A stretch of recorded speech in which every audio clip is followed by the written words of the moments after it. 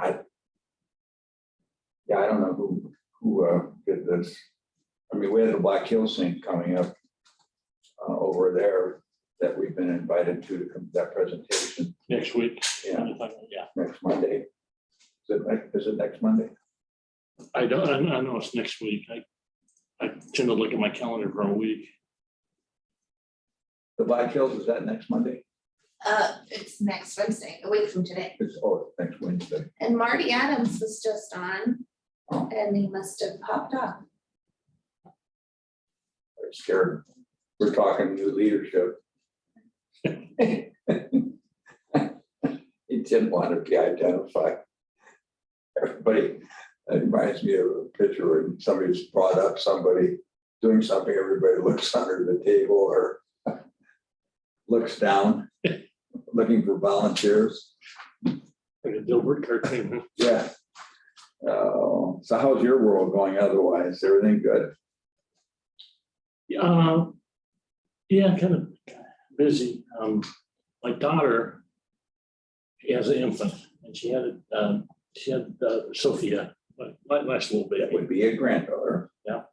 Lucky you. Yeah. She works in Colorado Springs. Uh-huh. She actually works at home, which we're Raytheon. And my son-in-law retired from Raytheon. I've done some, I did some work when I was at that Freescale Semiconductor for Raytheon. Interesting project. We worked with the division out of Yolita, Santa Barbara, where they did infrared detection. They call these microbolometers. What do you? And we built them for it. We built things for them. Anyway, Well, her finish your story out quickly. her daycare Uh-huh. Did they got provide shut it? down. Oh, it did. And so now Diane's and I are looking after this baby. Well, you And know what? baby's takes a lot of time. Right? Well, yeah, and you kind of been there, done that, and not recently either. So, yeah, it's, Diane potty trained our other grandson and well, you're experts, and you've got multiple. I told her, I said, I'm not touching any diapers, so, Okay, and she's okay with that. God bless her. well, that's, but was Raytheon providing the daycare? No, it was the company's called Primrose. It was actually on the news too. They didn't report some violations. They got shut down.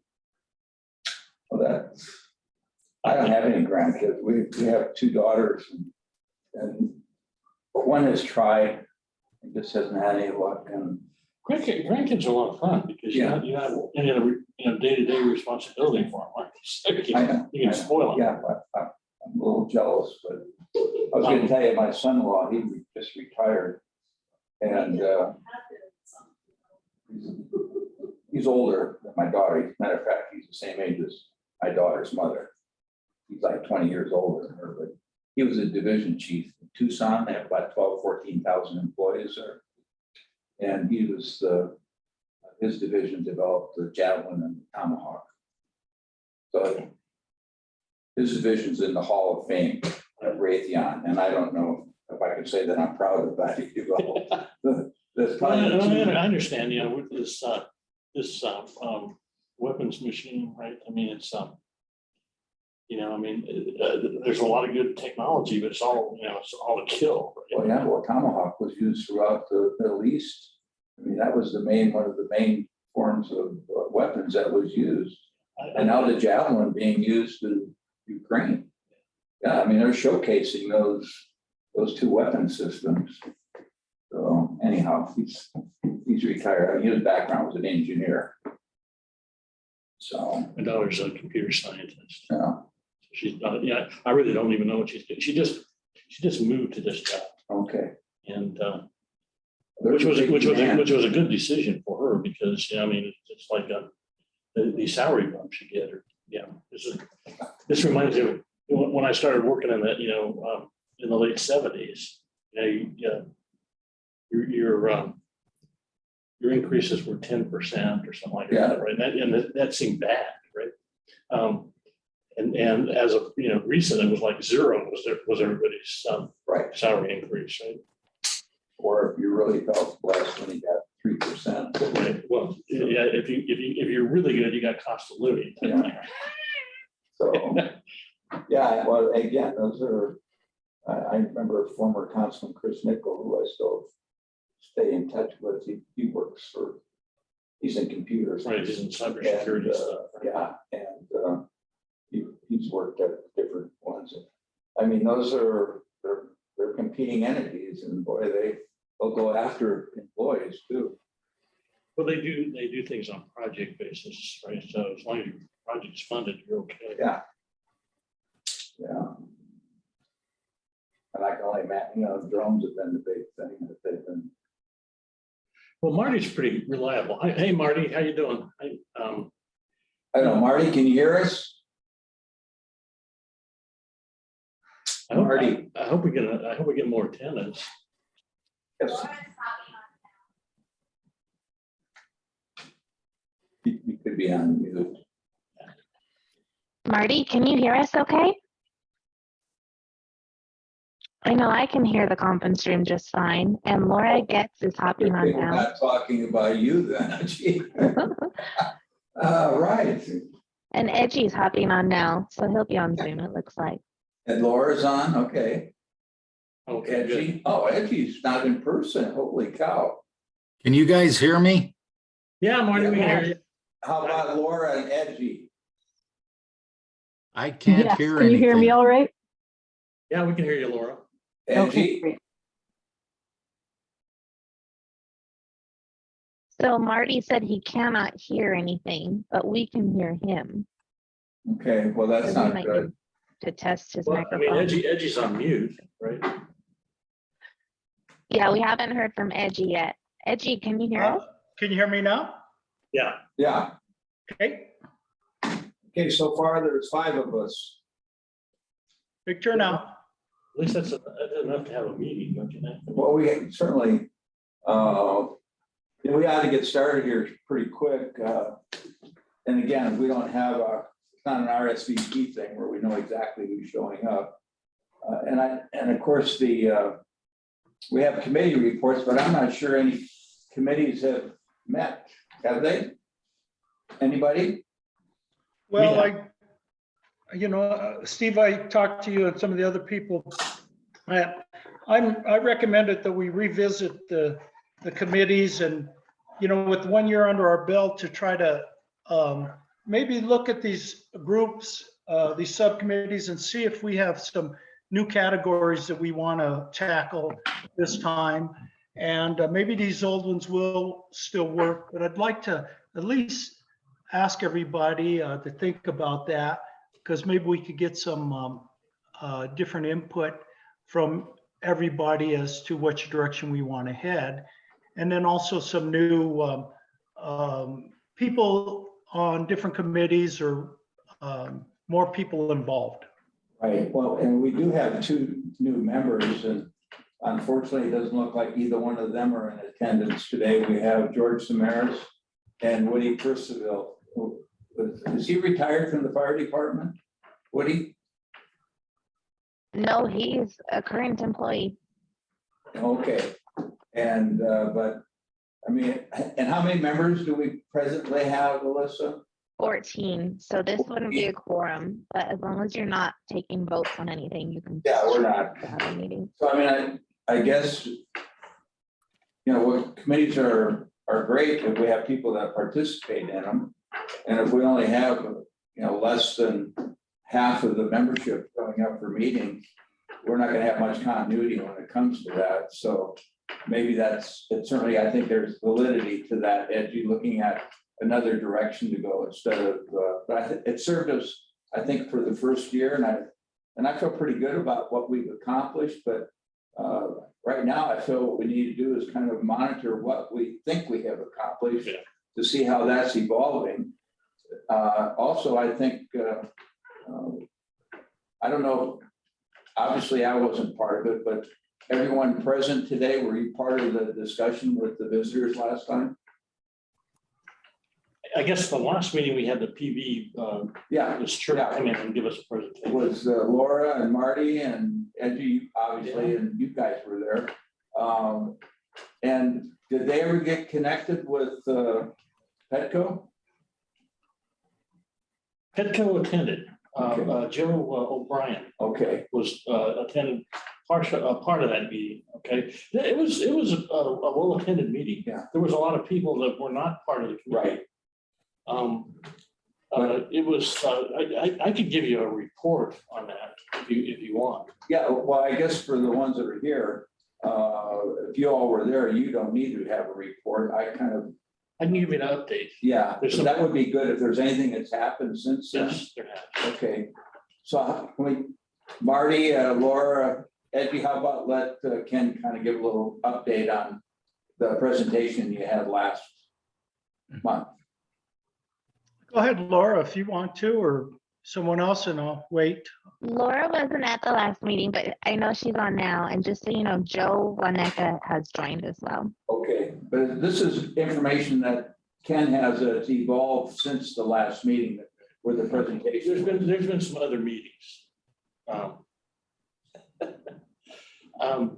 So, you know, this, the folks from this organization called CHIRP, which is kind of the initial, they call it a micro PV manufacturing company, because they're not, you know, they're doing 60 megawatts a year. So it's not a gigantic facility. It's not gigawatts. And they came in and presented their business model, which was confusing. To me, it was a little confusing because they're operating as a nonprofit to manufacture this. And they have this other group, I forget exactly what they call it, a lot of acronyms being thrown around. But they have a kind of a for-profit partner that supplies energy using their panels. So they do power purchase agreements, things of that nature. So they gave us their business model presentation. And you know, they talk about bringing hundreds of jobs into the Pueblo economy, and then using that money that stays local, as opposed to, you know, building a big solar farm, and typically outside firms come in and build it out. Outside companies, Chinese companies, you know, Asian companies provide the panels, and all that money goes outside the Pueblo economy. The building it, you know, creates a lot of jobs. Operating it creates a few jobs. But you know, so we're still pursuing this PV manufacturing, a small group of people. We met with the inventor of the technology that's supposed to set them apart. Had a 2-hour conference with the gentleman. He's a kind of a serial inventor, serial entrepreneur, and he's built a module that makes these PVs really efficient and prevents them from getting into kind of a thermal runaway position. And he's only licensing that technology to these nonprofit organizations. Okay, and his goal is to kind of set up he said that he was looking back on all his work. Okay, he's probably a gentleman, you know, nearing retirement. He basically wanted to return his inventions back into the U.S. economy, create U.S. jobs. Because what he's saying is he's creating all these inventions, and they're going to the global companies, and mostly China is taking advantage of the profits, right? So all the jobs are created in China, because that's kind of the global model that we're in today, right? So this idea of keeping this technology in a 501c3 was a way to grow the local economy. So we listened kind of to his invention. A small group of people, most of the people here who attended that other meeting was invited to this. I did attend. I think Joe also attended that meeting. Right. Then yesterday, I think it was yesterday, we connected with PDI industry. We connected PDI industry, Pueblo Diversified Industry. PDI, what's PDI mean? Pueblo Diversified Industry. Oh, okay. Sorry, thank you. They have a operation on the south side of town. Yeah, I'm familiar with them. Sorry. But yeah, so, their mission and the idea of what this PV, 501c3 are real close. Now, they don't have, their PDI has kind of simple processes that they run. They kit things, things like that. This would really give them a step up. So that discussion has started. There's no commitment or anything from PDI to do this, but that connection was made. The business model was presented to them. There was some discussion around that. Whether that goes anywhere or not is to be seen. So that's kind of where we're at today. So PDI would be potentially would assemble the product. Yeah, PDI would manufacture it. They would be that 501c3. Then you'd have to figure out who this other. Yeah, the reason you kind of pair this up, the for-profit company could take advantage of a lot of the incentives, the federal incentives, where a 501c3 cannot. So that's why they kind of pair it up. That pairing makes the organization a little more complex. So I don't, that other organization, I don't know what it would be, but there's an opportunity for, So what is the ask for the half-cent sales tax? Yeah. That Petco is the one that makes recommendations, but city. So here's my take on Petco, because I talked with Joe O'Brien. I wanted to actually Ryoka. We submitted a form. Petco has a big form. Basically, give me your business plan. Tell me what you're going to do and all this. And we did that. I think I shared that information with this group. But what they really look for is a organization that's ready to go, that has a business model that's funded and everything, and they'll help maybe with finding a building. If there's job creation involved, maybe there's some incentives that the city could give. But I don't think we're there yet to understand, how this is all really going to work, right? Well, I mean, again, just for kind of reiterate, and probably most of you already aware of it, but the formula that Petco has is they base it on the number of jobs that has a dollar value, the number of jobs, and there's a commitment over a period of time that can be phased in. And if you don't meet that goal, then you potentially have to pay money back. And so, yeah, typically it's a model that's already ready to go. But they just now they're looking for somebody to manufacture the product, right? They're looking at PDI potentially to do that. Yeah. A workforce that would fit into their mission of being a 501c3. That's right. Somebody that could also have insight to how to fund that. Although there's a lot of discussion about since you're a nonprofit, you can lease equipment and all this to kind of save on the startup cost. If you did everything, if you paid for everything up front, it's about a $6 million investment. Okay. And I think you can get that cost down. It's an interesting idea because it is a nonprofit, and I think that's what would make it work. Okay. So we'll see where that goes. I'm kind of connected into the core team, so I can give updates on that.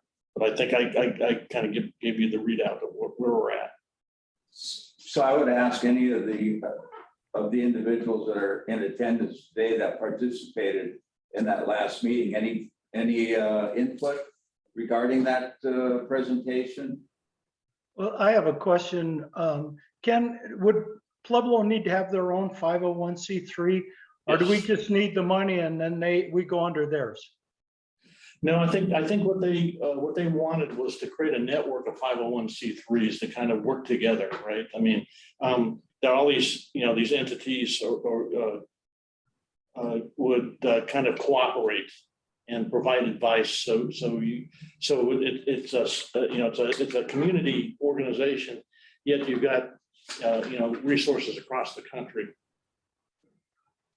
Well, that's the hard part, is because it's a 501c3, like if all of us here wanted to do that business, we could create a business and, do this, but that 501(c)(3) means it's a nonprofit. So you had some great ideas, Petco and the Pueblo Diversity Industries would be great for that, because I tried looking at that. I just don't know how an individual would be able to start that 501c3 and then start looking for donors to come up with $6 million. And I mean, it's a great idea. It's unbelievable, really. But to get the people motivated to move on it, someone's going to be doing a lot of work and have to have the resources to do that fundraising. And Petco and Pueblo Diversity Industries seems like, boy, those would be great, and we can all get behind them. I don't think the city can the city pull a 501c3? I don't think so. Yeah, I think, Not the city itself wouldn't be. Or the county? I don't think government, it has to be a private nonprofit, a separate board of directors, a freestanding entity. I mean, there's different types of nonprofits, but specifically a 501c3 that's taxed, that if you make a donation, it's tax deductible. Yeah, that's a freestanding. It could be a large corporate. I mean, it can be a very large 501c3 that could be statewide. But I mean, in terms of local government, I don't see that that's a reality. Even the housing authority, which is in essence is kind of a nonprofit in itself, but it has a relationship with the city. The city helps select the board members, but it's still a standalone type entity. And the city can't donate. The city and through the council and the mayor donate. They can fund, quite a few. Yeah, and again, the formula for Petco. But the thing is, once you start getting involved with an organization, this is just my impression with like PDI, the individuals that provide the work, that do the packaging or whatever the jobs that they have, they're not necessarily paid. They have a different rate of pay that they get paid versus somebody that was sitting out at the industrial park. You're talking PDI specific. Right. Yeah, that's Right. that's the nature of their. Yeah, they have like a piece rate so much, because what they do is they assemble or they package stuff up. They don't usually create anything from scratch. In other words, where you have lathes or, that you build stuff. Got the impression this was manufactured. This would be This is more more just assembly. sophisticated than, Yeah, so I'm not quite sure where. So you would have to hire, some expertise to do this, right? But it's a community thing. So, Yeah. you could tie in the local, university, the community college, to the programs that are being done there to kind of train people. So there's a workforce that you kind of an internship, right? Yeah, that could kind of work there as they're going to college. Sounded like To there were a number of kind of learn models. the trade. And to provide the bodies, right? I mean, you needed labor, and there were a number of models that someone they could get that labor from. But I didn't think- but it would be self-sustaining too, because you could sell these panels, build solar farms, build, and there's another level of complexity. How would that tie in to, to the community? How would you go about doing that? The organization has some energy justice components, to serve low-income people, things like that, to really serve, a community like Pueblo that's, has a coal plant that's being shut down.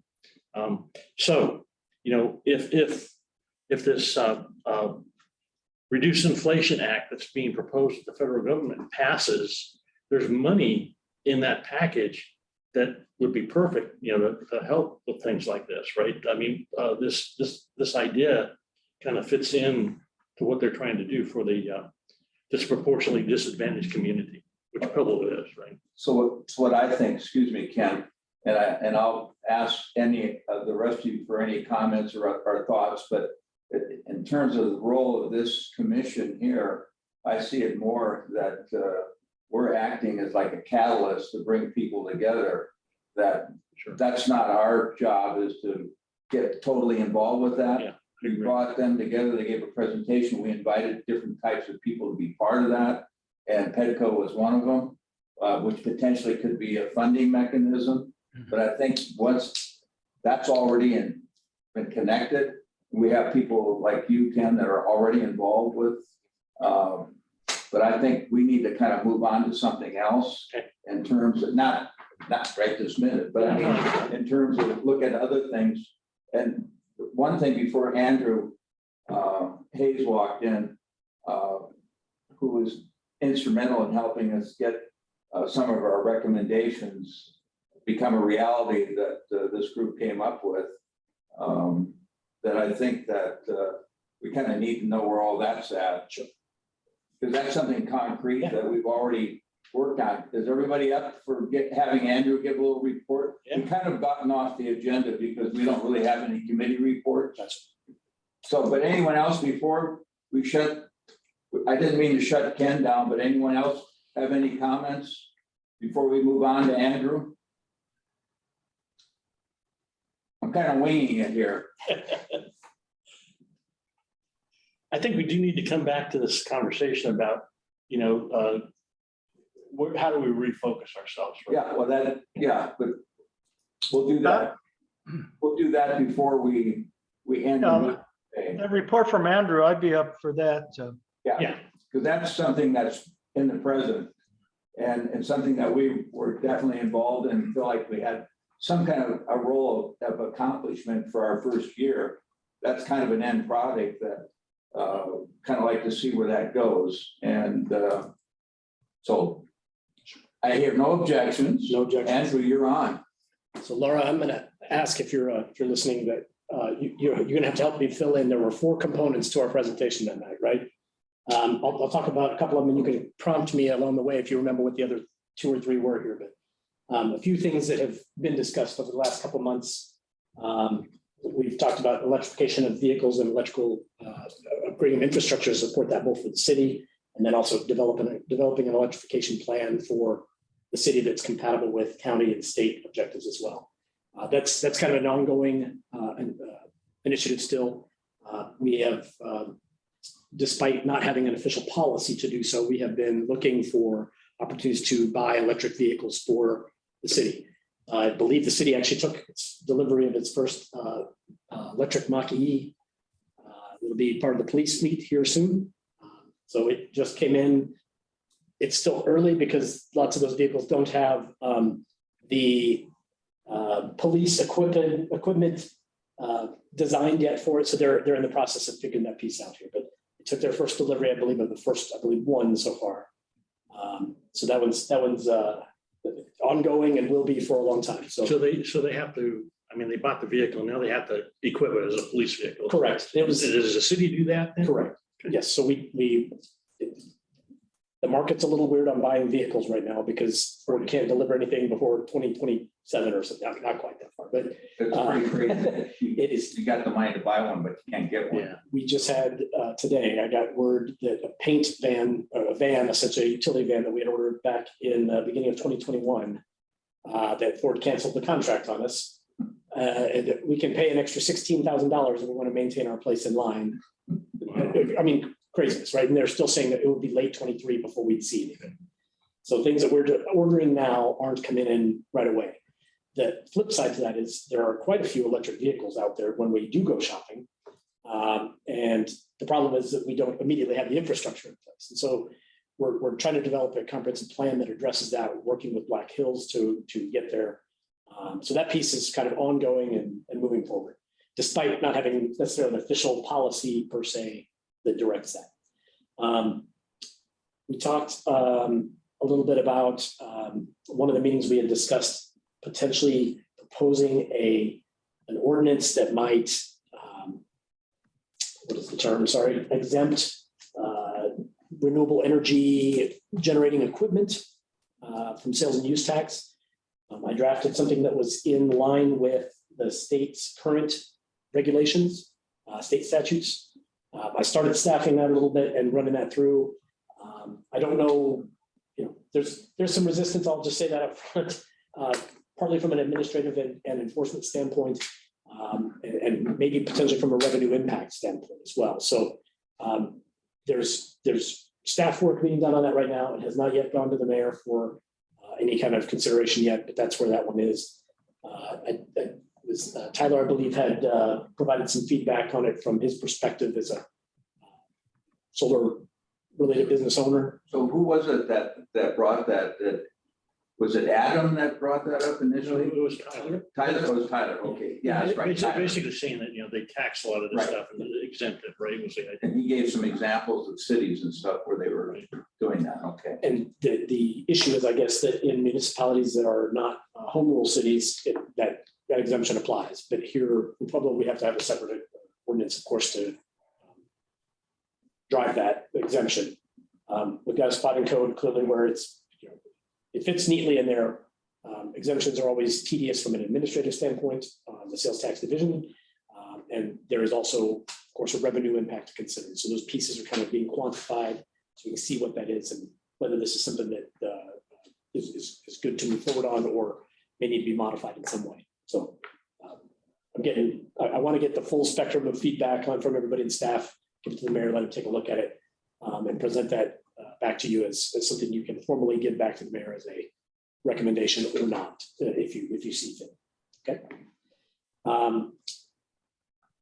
Laura, what else? What am I missing? I know there's a bunch. Fire station. Fire stations. We just awarded our design contract and our construction management oversight contracts. So they are in the process of getting all the final documents required from the design agent to get the contract started for the design work. By next meeting, I probably will have a schedule of when that's going to go down, but I'm anticipating, I believe it was 6 to 8 months of design time here. But again, that scope of work included all of the net zero design features that we had discussed. It's moving forward as planned. So Excellent. And then we were looking at what an ordinance that any new buildings like the bus farms and all that would be constructed with and those guidelines. I'm not sure you were here for that one, but I kind of talked to some of the group about trying to identify either model ordinance or something along those lines that we can adopt along those lines, something that makes sense. Oftentimes the blanket doesn't fit neatly for everything. So when we say every building, Right. it may not be the right answer, but buildings over a certain square footage, buildings of this certain usage type or occupancy. We don't want to paint ourselves in a corner where we're making a pump house have to be net zero and have an acre of solar panels to make anything work. So, so I think maybe something, part of this next discussion, right, about what we should kind of refocus on would be maybe visiting some of the other cities around the state that are ahead of us. Yeah, if they have a policy like you're talking about, we could, take it and use it as kind of a foundation of an ordinance, right? And that was kind of the essence of the question was, do we need an ordinance per se and then this ties into the sustainability office or program stand-up, right? Whether we wanted to do something by code, by policy, by some cities that just set objectives and are generally following those objectives. They're not codified in ordinance or anything, but there are certainly ways to do that. What level do we want to recommend the mayor to? And people were reaching out to other communities for examples of ordinances, things that already have been done. We got a response from Golden and Denver. And Laura was involved with that. Laura, any comment? I know Ken was the only one to be sending out emails. I'm sorry, I didn't get a chance to send any out. And so I thank you for that effort, Ken. And I pretty much just saw the responses that you shared with us at that point. It sounds like So I think this is probably something we need to pursue a little more, get refocused on this. Because if we can help Andrew, kind of smooth the way to all of this, right? Then that's going to speed this up, right? It may be good. It's a good bad thing, right? I mean, the supply chain being all screwed up, right? Nobody can get anything, right?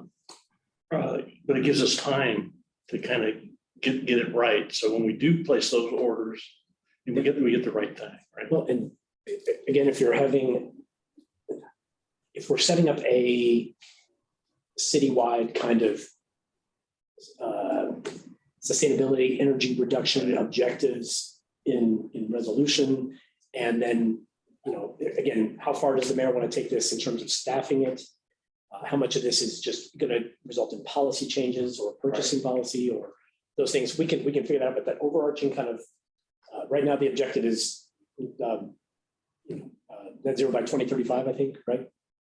That's, I think, the one resolution that's been passed. 100%. 100% renewable, I'm sorry, by 20. Thank you for clarifying. So I think what we want to do is prepare everybody, for being all electric, right? So we want to start with the city buildings to do that, which was the next thing, right? The energy performance contracts. Yep. Right? And that was the next one on my list was energy performance contract wise, the mayor's given his approval for us to proceed with drafting the RFP and working with Colorado Energy Office to get that started. So There was funding for that, right? So yeah, yes, and maybe not needed in some ways. Well, there may need to be funding dedicated in the end, as long as we select projects that exceed the value of that obligation for the assessment. There's no cost, and so that money could be back the argument. So it may be a shell game, so to speak, with moving money around for the purpose of getting that started. But I want to say it was around $180,000 for about half or a third of our building footprint, I believe, to get that done. And that, when I say building footprint, that includes all of our structures. Again, lots of out structures that would cover the vast majority of most of our occupied high energy facilities. So that's another thing that had been recommended that's being pursued. The electric vehicles, already there was movement on that. Right. And then the net zero for construction, Right. that's something that's on the move. Correct. And so what else? We talked about a sustainability office, right? Right. Hire people to kind of manage this. Right. Before we leave that 100% new buildings, just a reminder to tell you, remind you of the history.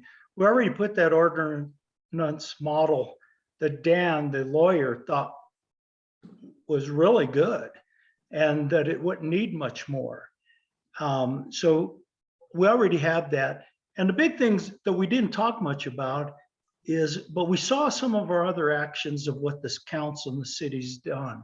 We saw the governor come down and pat Larry Artensio on the back for what they did by the ordinance or resolution to get away from fossil fuels by 35.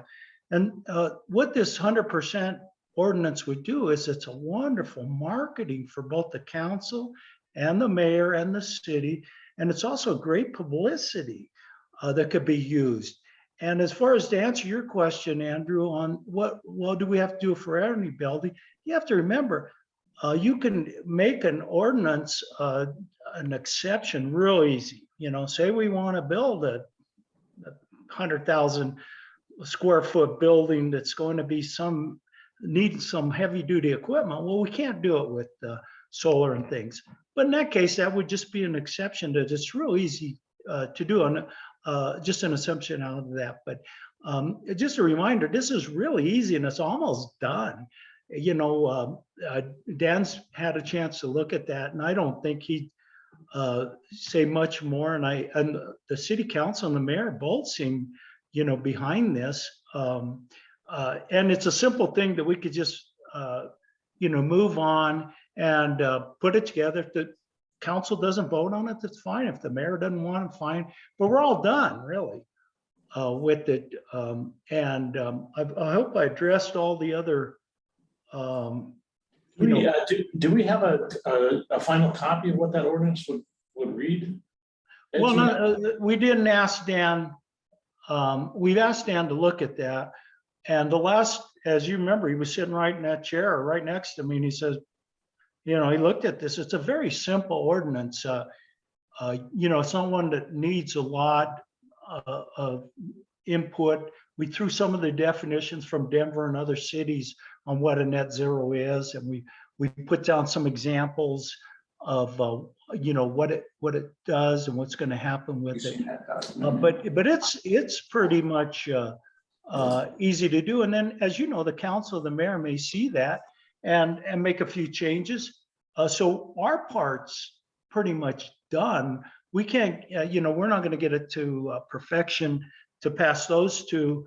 You know, I agree they should look at it. There may be some wording they want to change. And then if they don't want to vote on it, that's fine, and we could be done with it.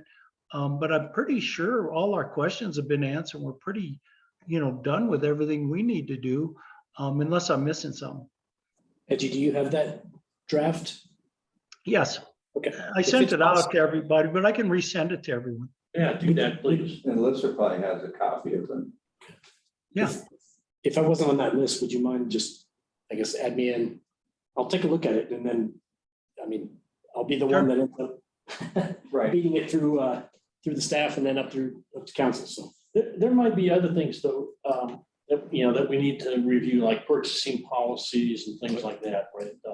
Just kind of the whole infrastructure of doing this, right?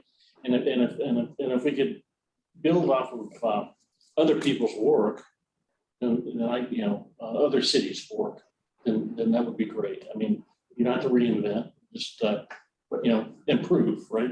But I mean, again, when we take a look at what what our mission is, what the goal is to be 100% renewable Pueblo by 2035, I mean, that's only going to happen when whoever provides the utility is on top of that. I mean, we could do whatever we can to make the buildings within the city to be as energy efficient as possible and be able to utilize, you know, as it's been stated numerous times, to be electric, Ken, everything will be electric. And if you're getting away from fossil fuels. So, so the utility is still, it's like and this kind of gets into the next discussion is where do we go? You basically covered everything that we had made recommendations on. that was my list. And anybody, Laura, if I missed something, let me know, but I think that covered it. But it seems like that you did cover it. But so those things are in the works. We need to kind of nurture that along, make sure that it moves along. But that's where it was key to get somebody that the mayor could identify as being take the lead on this. It's not like Andrew doesn't have another job. And where we wanted to have, we were recommending that they have somebody that's part of their focus, that's their responsibility, is to make sure those things actually move on and get implemented. And so, you know, so I just wanted to add that, you know, it doesn't end at 2035, right? right, 2035 is this milestone for the city to be 100% renewable, or Black Hills, right? Right. Since we have to rely on them. or whoever the power provider is. But the point, the other point is that that doesn't mean that at 2035 that homes will be off of natural gas, right? That natural gas is Excel. So we need to do all this weatherization work, Right. you know, which from the city standpoint will be, you know, if we do these energy performance contracts, we'll have an examples how to do, you know, industrial buildings or whatever. So I really think that, you know, this office of whatever you want to call it, Office of Weatherization Sustainability, to kind of manage all this, all the climate change issues, right, is going to be important. And we may be able to get funding if this, what's the new law, the Reduced Inflation Act or whatever it's called? That's, you know, if it gets passed, right? So, you know, before it was the infrastructure, what do they call it? Build Back Better, right? That really got canceled. And now this reduced inflation is kind of it's smaller, but it's going to fund a lot of this stuff. Yeah, well, the American Recovery Plan, a lot of money's been made available to our cities and governments like the ARPA money and stuff. Anyhow, I don't want to try to move into the next area. Again, I'm just trying to make sure we cover these things. Edgy and John, good to see you. Joe, Laura, anything else you want to add to what Andrew's report? No, I think I'm good. No, thank you for the update. Appreciate it. Yeah, thank you. Welcome. Yeah, that's great. So that'll be something that we're going to want to kind of keep tabs on. And again, since Andrew's our new energy czar or interim. Well, I mean, these are things that, again, align very much with the work that we're doing. Right, So this is right. a great place to have it. I'm happy to keep updating you on those 4 specific initiatives anytime. And this commission is behind you. That's the recommendations that we made, that we want to continue to support. Citizens are. And the way I see it, right, any of these things that we discuss, and I've been doing that Right. staff work in the background, I'm not presenting it to the mayor as me. I want you guys to do that. I'll do some staff work and give you the feedback that we get, and then allow that to be adjusted, adopted, and presented to the mayor on your term. I just want to facilitate, I guess, in that way. If that Okay, makes sense. so Laura, Edgy, Ken, Joe, John, you know, did you hear what Andrew said? That he was willing to help do the legwork and stuff, but in terms of presenting it and keeping the elected officials involved, he wants this committee will play that role. And I think that's just the purpose of the roles, to be the mayor's advisor, and I'm happy to be that staff liaison. And again, a lot of what we're doing here aligns specifically with what we're doing. So, But again, just to recap, we came up with recommendations, but we're not really the ones to implement them. The recommendations are that somehow it goes to the governmental entity, and within that internally, a decision has to be made. Who is going to make that happen within the city? We're there to lobby for it, advocate for it, with whoever has to make the final decision. If there's an ordinance, we're recommending that an ordinance be done with the things you were just talking about. And we have the city attorney reviewing it, right, Edgy? That's that. already in the works. Doesn't mean it doesn't have to be fine tuned. We're trying to get information from other communities that are already maybe ahead of us a little bit. But ultimately, that was why I believe one of the key things was that we really felt if we're really going to be effective, the city has to either have somebody already that's on board that can be the one that take the lead. That's why I say you're kind of like the interim one in terms of what Andrew has nothing going on, so these are Andrew. I will say that there are elements, like I said, of this that are ingrained already in what we're doing. There are pieces that are a little bit extra, but it's okay. And I don't mind No, I know. staff liaison piece that Yeah. where we can help facilitate or help, I guess, identify issues or opportunities. I'm happy to do it.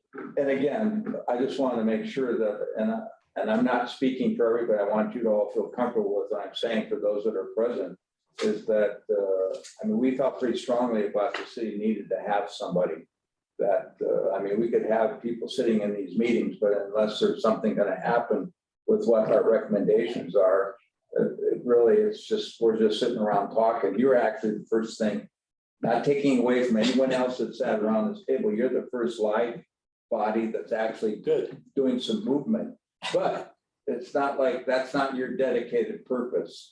And I still think, do we still feel strongly that they need to identify somebody that's actually part of their job? Or there is their job? Well, and there's been a range of suggestions from everything from some part-time dedicated help to do that, all the way to a full-time staff of. Right, or a department, you know, if this is gonna move into the future with all the work that needs to be done. I mean, I think other governmental entities, don't they have energy departments? Some of they have, they have Sustainability. climate offices, they have renewable energy experts, I mean, if you poke into Denver, they have, a staff of people working on these things. And we don't necessarily, can equate that we have the same resources and stuff. That's but certainly, But if there's things, It's all relevant. if there's work that needs to be done that can justify that person, then I think, that would be a good, so we have to maybe figure out how do you justify that? And to me, it's how do you get these projects going to save the city money, right? I mean, ultimately, this energy performance contract, like you say, it pays for itself, right? So there are, depending on kind of the way the federal government's going, there may be opportunities to fund a lot of this, to fund that resource, to get these things done. I'm saying that, that's what an energy department would do, yes, would be researching, looking, seeing what those resources are. And that's why I still think that we need to strongly recommend to the mayor that whatever he can do, because I know this is something that's of great value to him to do, is to be able to move the city forward, to try to meet that goal. And then, but we got to have somebody that that's what they do. They're connected with the ones we're talking about, connected around the state. They're part of that conversation. They're meeting with the legislative at the federal level. I mean, it's just like again, I'm not, what your job is, what you got hired to do. If I may, too, there are obviously different focuses throughout the year, and right this minute, I'll tell you that staff has recently completed their initial draft of budget submissions for 2023. So this is a great time to be in the mayor's ear about your desires, specifically things that are going to be programmatic, things that you want to have and sustain through 2023 and beyond. This would be a great time to kind of verbalize those and get refreshing that those are priorities for the committee. Well, to answer the question, Andrew, was there's a couple things. First of all, what Andrew, I think, needs from all of us is our support, both in labor and also politically. 100%, you have my support, and I hope everyone else will offer the same thing. And then as far as this department or person for the city, I'm looking at this when I was listening to everybody. It's like any large business. John will know and Laura will know from utility companies and regulated utility companies like Black Hills and Excel work like this. But as a director in any one of these companies, if he sees that he needs something, he could put in a request for a part-time, half-time person to do that. And then when funding's available, he'll know about that a lot sooner than we do if it's coming from the states or the Fed, because his boss will tell all the directors that, we have this funding, but we have to meet these specifics. And so, that would be a time that he could also pull that money in. And I think right now, I think that would be the way what I'd suggest. And our group won't really need to be involved unless our group wants to put a proposal like an ordinance or something, a proclamation that, to the council and write something up. But it sounds like Andrew's, this is a real in department sort of issue that he seems like he's more passionate about it than we are. Well, we have somebody that's one of our members that's on the screen here that actually, when you were, Laura, when you were a county employee, I thought that was kind of what you were doing, what we're talking about. Yes, that's correct. Okay, see, so we have an example right here. So why don't you tell us what that should look like if we were trying to recommend the city do it? Sure. So if we're talking about one person, something similar to what I did, I spent a lot of time, again, playing that coordination role for something like an energy performance contract, helping design the RFP and review the recommendations, and then work with the appropriate departments, to determine what made sense to recommend to the commissioners. Another big part of my job was writing a lot of grants. I went after a lot of funding opportunities to get money to, that resulted in, for example, an EV readiness plan for the county. I worked with the weatherization department very closely to better understand what they do, help advertise their program, and organize some different community outreach events around weatherization. It was broad. And so, I think the city would really need to think carefully about where that person should invest their energy. Do they want it to be, more community oriented or more internal to city facilities? So that, I think that would be kind of the core piece of this. There's no reason why you can't do a little bit of both potentially, but often when you're hiring for those positions, it's either more internally focused or more externally focused. Would it be beneficial to get, somebody from, the Denver city that's doing this type of job, or Golden, to tell us, to give us their feedback of what their job looks like and what they're doing? So we can, if there's specific policies that we want to ask them about, we can ask them, to send us their policy on it, or their ordinance or resolution or whatever. I thought you reaching out to Golden was, Well, it was an introduction type thing, right? And they said they're, hey, great, what do you want, right? And that's kind of where we left it, right?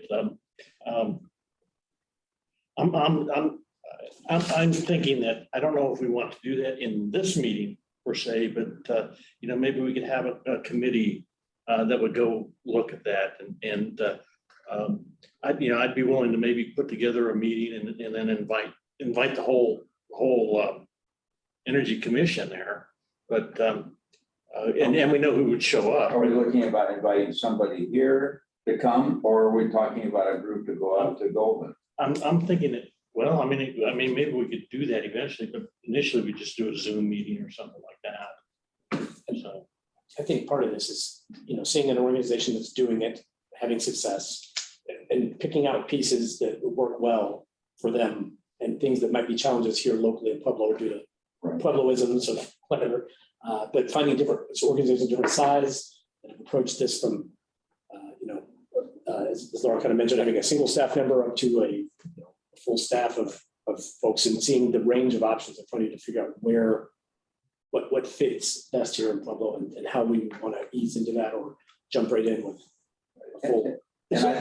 And I think, can I excuse me, that I think what Edgy said is really important about the fact that this group here, well, first of all, I think I can speak for everybody. We're very appreciative that somebody was requested or asked to be part of this, to be the individual that was our liaison. That it was kind of, was the city attorney for a little bit, and really he didn't feel comfortable doing that. And then Scott was interim, the planning director, who was interim anyways, was doing that.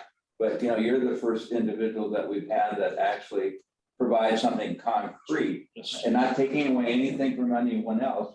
So certainly what Edgy said is that I do feel that we feel very lucky to have that the mayor already did that.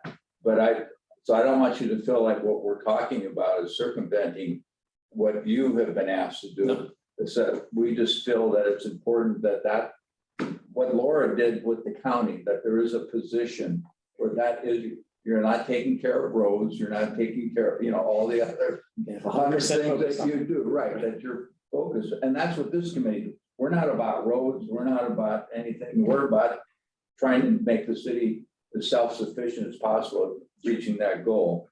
And and to build on what you're saying, that was my intention, was, I agree. Andrew, you're really critical to our success in getting some of these things done, right? Because you're actually the person that's doing it. We sit here and talk and come up with ideas, but it really needs to hit the pavement with somebody on the city staff, right? And what I was suggesting is something to help you, so you can come back and say, hey, this looks good, let's go with this. And then if it looks like we wanted to create a position or a department within the city that we have the information to say, hey, here's what would justify that. And then present that to the mayor and figure out how to do that if it's a good idea. If it's a bad idea, we don't want to pursue it, right? I mean, I'm not trying to create a bureaucracy or anything like that. I'm thinking that the focuses are just getting things done, right? The right things done. So how about if we do, again, in the essence of time, and also we wanted to talk about a couple other things. And we actually we got Black Hills on the agenda too.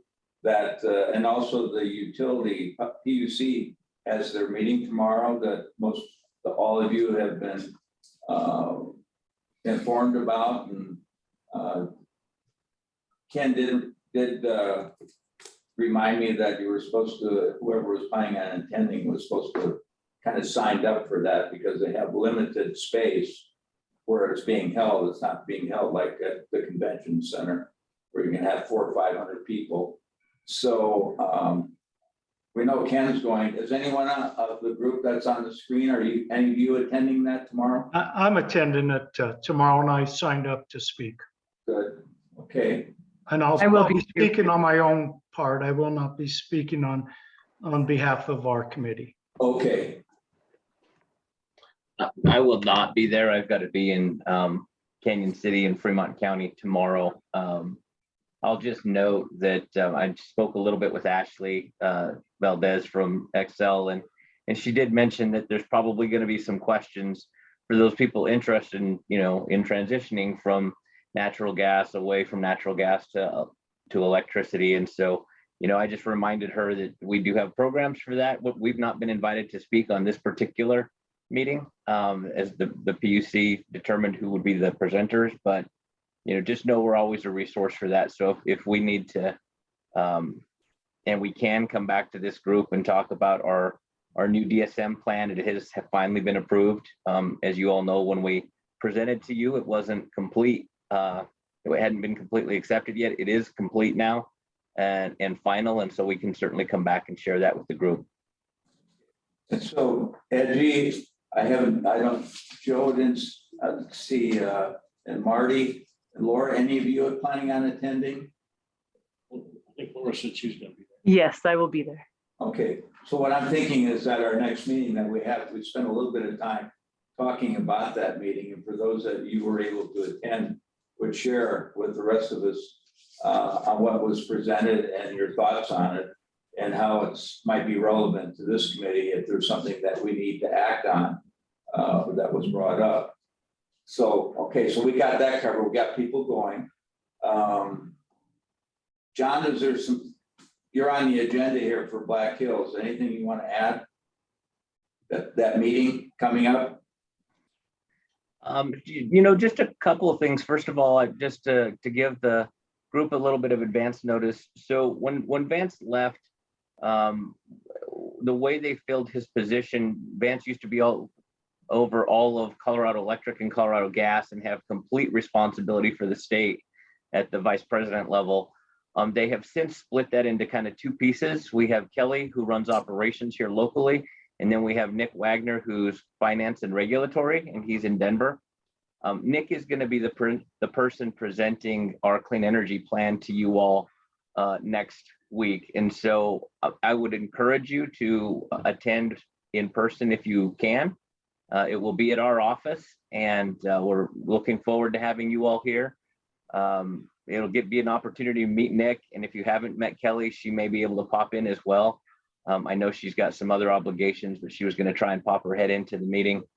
And then I just want to apologize because I'm actually not going to be here. I have some travel focused on family on the 9th and the 10th of August, and so I will not be with you that day. Did you give us a time and place and invitation or anything, John? It's on the agenda, yeah.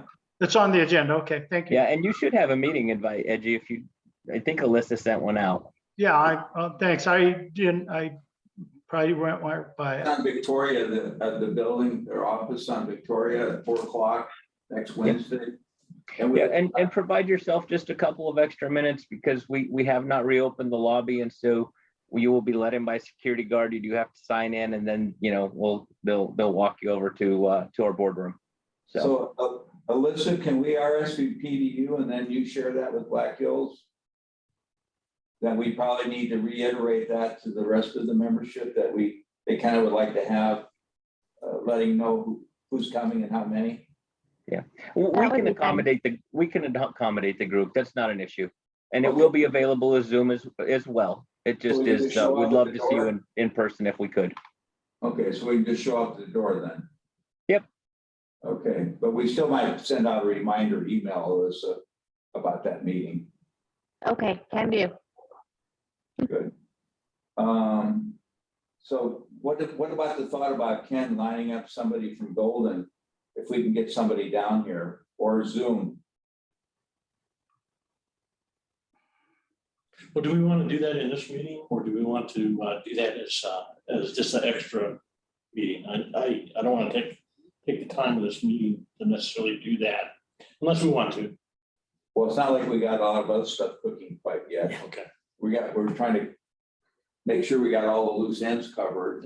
If it's okay, I mean, Yeah. if there's a way on the next few agendas, maybe to have a 15-minute overview or a short presentation from several programs around the state that have these offices or these programs in place that might be able to talk about some of what they do, the scope and breadth of their programs, how deep they are personnel wise, and how they're supported, how they're programmed. That might be Well, I think- instructive to see how that works. Yeah, Edgy, Joe, Laura, Marty, what do you think? John, the next meeting that maybe we have, invite maybe about 3 different representatives of different energy offices to give like about a 15-minute presentation each on what they're doing, their role is. Is that kind of what that you're looking at, Andrew? Maybe And over the next few meetings. it'd be a good resource for Andrew to look at too, in terms of also helping communicate to the mayor in terms of what's being done. Well, and certainly take your recommendations from things that you see that you like from the Right, programs and right. try to package it into something that we could present as a proposal. Is that value, since we don't, right now, we're not looking at our committees really being active, especially when we don't even have half the membership at a meeting yet, that, I mean, what do you all feel? Should we have that for the next meeting? I would find it very interesting and I would enjoy it very much. I second that.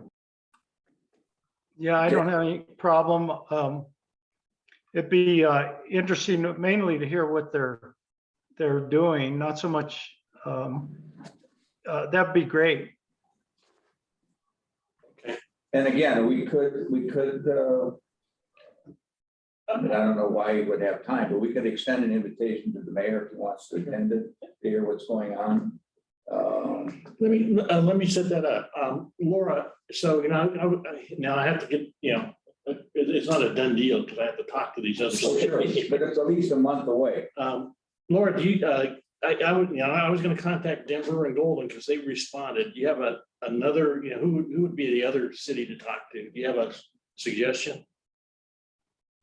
I need to double check that list again. I think we might be interested in some of the smaller communities who have like one person taking on that role, just because Denver, I know they've got like at least 6 different people specializing in different pieces of energy, which is not something we're obviously in a position to be replicating just yet. And so Yeah, let me double check that list.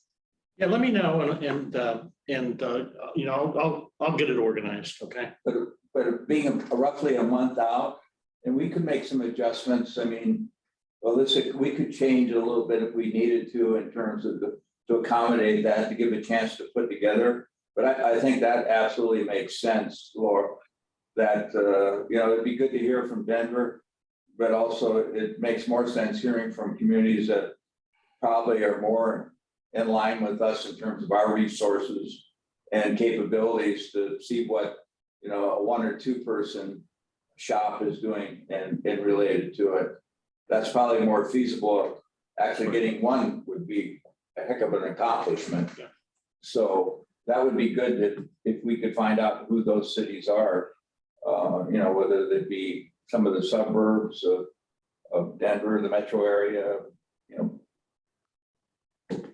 They're all bigger than us, but Yeah, so Laura, let me know what you think, who I should pursue as that choice, okay? And you know, if somebody else wanted to help in this, that would be welcome too. what is there, Edgy, are you aware of any contacts in any other cities that you know? Well, of? I've been actually looking on their websites and getting all that information from them, but no, I don't really have any resources and on there. So, but you know, anything you need, Ken, as always, I'll be glad to help. So we'll let Ken kind of coordinate that, and Laura, you'll try to do a little research on other cities. And again, Sure. if we make it a Zoom, probably more realistic to get participation if we invite them to Zoom into this meeting. I mean, if there's something that comes out of this, you know, then we could do the in-person. Right, right. So is everybody in attendance good with that? I'm good. Yep. Okay. Yes, I am. All right, good. The only other thing at this point in time that, and Edgy, I know, and I'm right with you, is that we need to talk about, it's good to have presentations and invite people to present what we have been doing. But when do we want to start thinking about where do we go from here? What's next? How do we divide this up? How do we succeed? You know, we tried 3 different committees. Originally we had many more, but we narrowed it down to 3 when we had being facilitated by all of the women that were part of our group, and then they all left us except for Laura. So Laura, you're the last person standing. Any ideas from Joe, from Marty, Laura, John, in terms of how should we kind of be organized to move forward?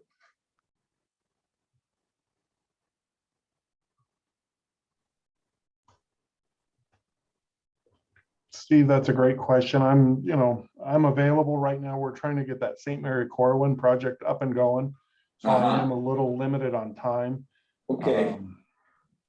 But you know, like Edgy is saying, I'm available if you need a particular task. So as far as organizing, you know, it's a good question.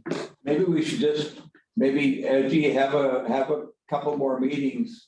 I mean, next time we know we're looking at trying to have some presentations because we feel that's important.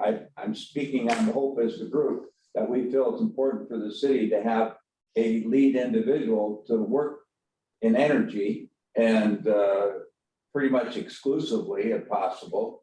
And that would be our key person that we would work with and along with anyone else that the mayor designated. But maybe we just need to try to get as many people, figure out a way to get more people involved again, just to come to the meetings and then kind of start that discussion again in September, or not September, but October. Yeah, I think that's a great idea. That's a drawback with having a lot of speakers. You know, we have business at hand.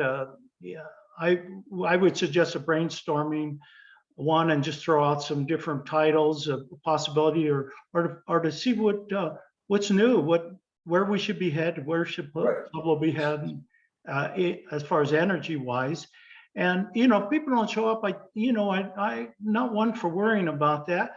We'll keep them in touch with emails and things and encourage them. And then the subcommittee groups, I felt I was a lot more successful having discussions online versus meet on Zoom. And Right. sometimes it's a lot easier for people to think about what you said and give you input back and pass it on. And we just do that because, there's just not a way to get everybody in this room at the same time, and we're all going to do this stuff. But we'll keep everybody informed and keep moving in that direction, and keep focused on. We were looking at our goals too, and we did that subcommittees, but we may need to look at our goals, long-term, short-term goals for our main group. So how about, Laura, are you willing to facilitate another discussion like that? To see how this group is evolving and where we go from here? Sure, I'm happy to do that. And I was just also curious what the protocol was around putting out another formal request for folks to join. Just to see if there might be any new community members who missed that first call that might be eager to participate to boost our numbers. Right, and we have two new members. Were you on when we mentioned that we have Woody Percival, who works for the fire department as a new member, and then of course George Samaras.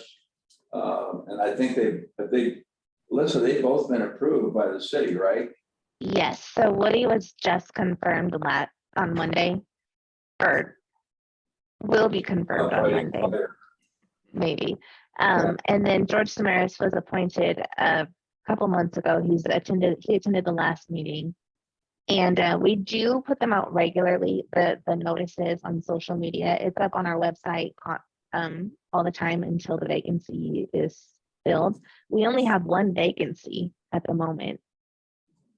But yes, that's good, Laura. We can do another push, but we do, you'll see them on our Instagram, Twitter, social media, sort of Facebook stuff.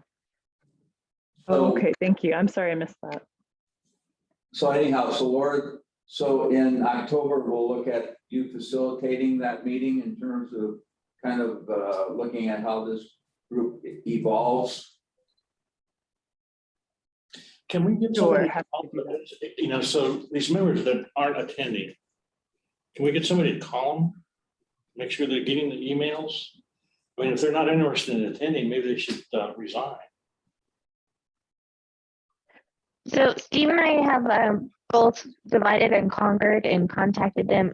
Some say that they're going to be here and then just aren't. Others, no response. Others say they'll do their best. And so there is a policy in place where 3 consecutive unexcused absences, we can remove them from the commission. It would be up to the chair to decide to do that. And I think that right now, since we have a vacancy, it's not like we've got a bunch of people waiting in the ranks to put into those spots. I understand keeping them on the roster in case they do want to come. But yeah, absolutely. I do contact them, and like today's invite even had a lot more people accepting than actually showed up. Okay. Yeah. What's the minimum we could have? I think it's like 6 or 7, isn't it, Alyssa? Do you mean for a quorum? No, I mean, just Total membership. on that request So for the team, it said between such and such number. 10 to 15, and Yeah. we're at 14 appointees right now. Yeah, I think we have more than enough. Loading it with more people, in my opinion, I don't know if that's going to help. The people we have, the ones that show up, we have a quality group. Adding more people sometimes just means longer meetings, and we may not get things done. But that's just my opinion. I don't really. I think we just want to fill any vacancies and keep it at the 14, not to expand the top number, just to try to fill, if we have vacancies, at least let people know that we would like to have somebody in those positions. Sure. So Alyssa, what do you think is the best thing? Do you think that a couple of us should go ahead and split that list up and just call? Or do you feel just reaching out again with your emails? I think by now my name kind of gets disregarded. So I'd be happy to provide, a couple of contacts for whoever wants to volunteer, and maybe it'd help to have a colleague up here, like one of you reach out to them and find out what Okay. the scoop is. Well, you know what? I'll be glad to call some. So if we could kind of, I could make the time over a period of a week. I could call every one of the ones that were, once you send me the list of the people that have not been attending. Okay. And then I'll call them. And you all feel comfortable if I say that we want to encourage them to continue to attend or to start attending? Or do they so desire maybe not to participate anymore? Or should I not even bring that up? I think it's appropriate to ask the question at least. Yeah, and I wouldn't do it like, I try to be diplomatic about it. So, okay, let's do that, Alyssa. I'll be glad to do the calls as chair. And so at this time, I'm going to adjourn the meeting. Cool. All right, thank you all. Thanks. Thank you. Nice talking to everybody. Seeing everybody. Joe and John, if you got a sec. But Joe's gone. John, I looked for the ordinance that we talked about the other day, and I think you've probably got the most recent version, just as a follow-up. Oh, perfect. Thank you, Andrew. I'm still checking, but I didn't find anything more recent, so I'll keep looking. This is the Hey, one- Andrew, just quickly regarding the new EVs for the police. I'm assuming that you're in contact with our folks, because it sounds like we're going to be supporting some of the infrastructure build Correct. out there. I can't, their names are escaping me at the moment, but there've been two gentlemen that have come in and talked pretty regularly to the electrification staff beings there, so. Yep. Okay. Yes, they were coordinating some projects there for particularly focusing right now on the police Did compound. we ever figure out who had this? Yeah, I think that what I heard is that some of that construction will be done even fourth quarter of this year. Yeah. Right, so- And like I said, they've been, they just got the first one in, I think, just this past week, so it's, Alyssa would know. I don't know how many more are on the way and what timeline, but it's gonna be a minute before they're equipped anyway to be in the fleet, so to speak. Yep. Nope. Just wanted to make sure you were aware. Sounds Yeah. great. Andrew, Thanks, John. Thanks. Bye. Have a good night. All right. Take care. So the Have electric, you talked to any of these? I had previously done a similar kind of search, so I just verified the offices or the programs. Okay. Like I looked up Arvada, for instance, they have a sustainability plan, but it's mostly driven by council, it seems like. There's not a central office per se driving it, I can tell. There may be others that have a single staff member, or it's driven at some managerial level. Some have, I'm sure Denver is many people deep. Larry Atencio. Oh. I'm shocked he wasn't here. Oh. Well, I You mean, know, I've served a lot of years on city council with Councilor Atencio. There's a lot of meetings there, I'm sure. Yeah, he's a busy guy. Well, this is the ordinance, great. yeah, my intention is to help you get some of these things done. Well, and So, again, one of the things I think that would be helpful is having a vision for what model you want to have for policy, and then having from that driven, how do we want to staff that to enact those changes? How broad is this vision? How committed are we? How kind of resources? driving from a policy, what I would consider maybe a mission. or What something like what that. does he see? What does the mayor see as, what can he accomplish? What is reasonable to staff? Is it a slow progression of starting with one person, part-time staff, and then build that into a separate department with 3 or 4 people? So when I contact these people, I'll tell them that, we're wanting to figure out how to address this. How did you go about this? Well, A, how did you stand it up? And I think you've got like I say, a variety of size and scales of programs. And that is, Colorado Springs has this Office of Innovation, for instance, that looks like energy reduction measures are one component of what they do. Okay. Who knows? I don't know how big that staff is, if it's 2 people or 200, sure it's not. Well, yeah. If they have a broader focus too. If we want something very narrowly focused on energy specifically, there are some key departments in the city, fleet, public works, airport, some certain things that are probably higher energy users